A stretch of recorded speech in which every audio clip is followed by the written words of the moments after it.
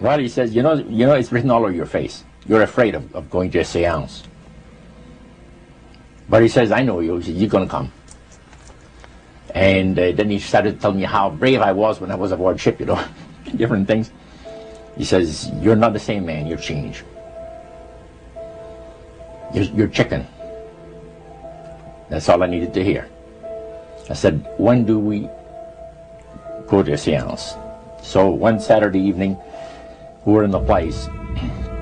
It was the very first time. Very beautiful place, a medium. There was a lady. She had a gorgeous new home in Montreal. And there were about 20 invited guests there, which I was one of them. And she communicated with the spirits for there's different people there.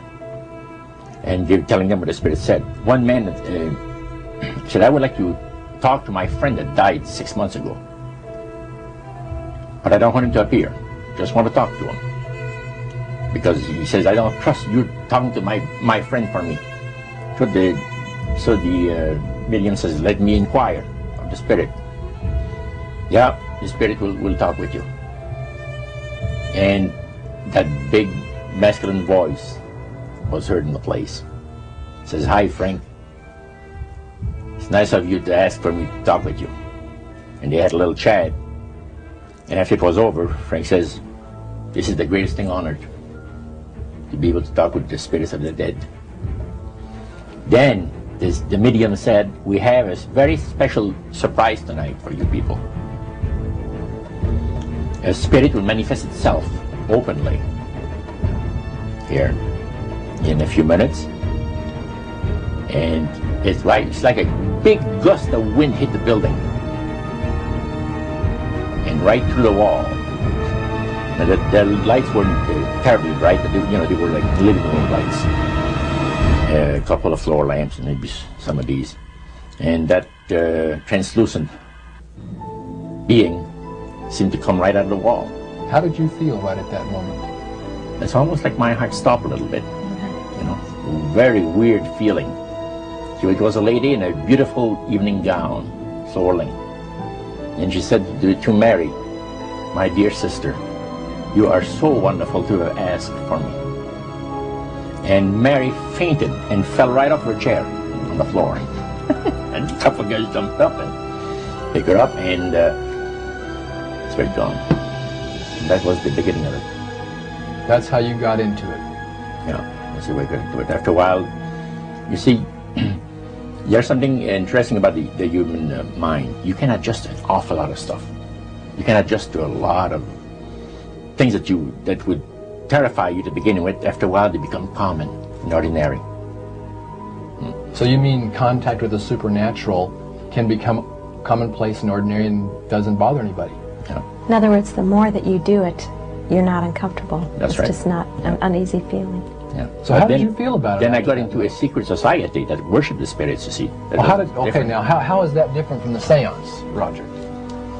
It happens that the seance are not involving in many ways. But when you get into a secret society of spirit worshippers, then, and especially when you're invited there by the direction of the higher-ups in the spirit world, you never get out of there alive. And this is exactly what my friend and I were up against. We didn't know anything about it. And there was a very, very popular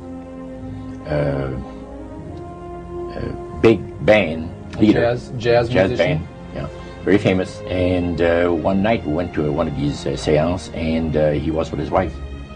So Roger, you're at this restaurant. What happened? We sat there, and we had our favorite alcoholic beverages, you know. And as we talked, the band leader says, I want power. I go right to the source of power. And he says, how do you think that I became famous the way that I am? Well, I said, you must have had some good luck. Well, he says, there's no such thing as good luck. He says, there's either some power working for you somewhere, or you don't get ahead in this world. Not in my type of occupation. So it went from there. We got talking about spirit worship. Did it intrigue you? Or did it make you want to find out more about what exactly he was talking about? Yeah. So he said the supposed spirits of the dead that you're talking with are demon spirits. They're fallen angels. They're beautiful beings. Just set it out, just like that. Oh yeah.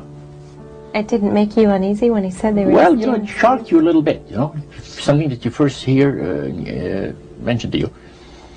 He said, you guys have got a great future ahead of you. Because we've been told, the high priest of our society, secret society, has been told that the master has very special plans for you too. Now, what did he mean by the master? Satan. And we were interested to hear more about it. And he told us, he says, look, we worship spirits. We worship Lucifer and all his angels. They're just as beautiful as they did before they were cast out of heaven. He says there was a misunderstanding in the whole thing. He says among the inhabitants of the galaxies. And he says our master was misunderstood. And God did not bear with him like he does with people that make mistakes today. So we're in a warfare, good against evil. And we happen to be the evil ones, but we're not that bad. He says, I look at this business between the forces of good and evil. He says, you believe in one person believes in God, and everyone believes in Lucifer. It's like politics. So the great controversy is real. And you've heard someone talk about it that's on the other side. And to these people, they are sold to the fact that Christ will not return to this planet with power and great glory. He's going to abdicate all claims to the planet, because the high priest once said that Christ will abdicate all claims to the planet because he knows that it is lawfully and rightfully Satan's. And at that time he says, so the priest says, well now, he says, for those of you that are new, let me tell you that this is the most feasible way, he says, to please the spirits. It's to deride Christ and his people, and his church and all that. So they sing out of Christian hymnals. They didn't sing Christian words to the hymns, however. Well, they changed a lot of them. Yeah, and not for the good. It's a form of blasphemy. Such as you see today in the rock music world. You see the entertainers, they have these crosses. The ladies got earrings, crosses. The guys got crosses. This is a form of blasphemy, a form of deriding Christ. You see, spirits cause the people to do that, to find pleasure in wearing this type of emblem, which is the cross is the emblem of the crucifixion of Christ to the Christians. Better to reign in hell than serve in heaven, is that it? Why not? I'm here on the ground with my nose in it since the whole thing began. I've nurtured every sensation man has been inspired to have.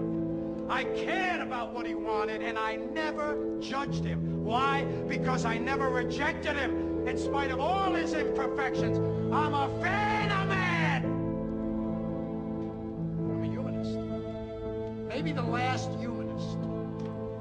Who in their right mind, Kevin, could possibly deny the 20th century was entirely mine?